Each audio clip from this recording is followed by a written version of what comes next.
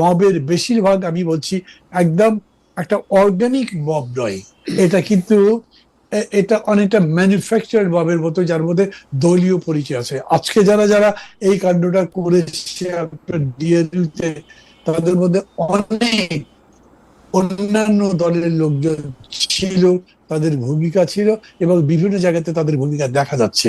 এবং যত জায়গাতে মব তৈরি হয়েছে, আমি নিজে যতখানি খোঁজ খবর নিতে গেছি, আমি দেখেছি জায়গা ভেদে এই মবের বেশিরভাগ পরিচয় দলীয়। এই জন্য এরকম হয়েছে।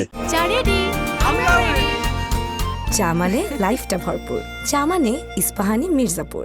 আর এই দলীয় জিনিস আপনি যদি উস্কাতে থাকেন তাহলে তো সেরকম হবেই। আর যদি সেটার পেছনে আপনি একটা কিছু পাইয়ে দেবার, কিছু লাভ হবার সম্ভাবনার কথা বলেন, তাহলে তো আরো হবে। এটাই আমি মনে করি। আপনি এটাকে দলীয় বলতেছেন, মানে মানে কোন দলের লোক তারা বা কাদের? না, দলীয় বলছি না, আমি বলছি যে দলের বিবেচনাতেই আসে, কোনো কোনো দলের উদ্যোগে হয়েছে, দলীয় সামগ্রিকভাবে তা না।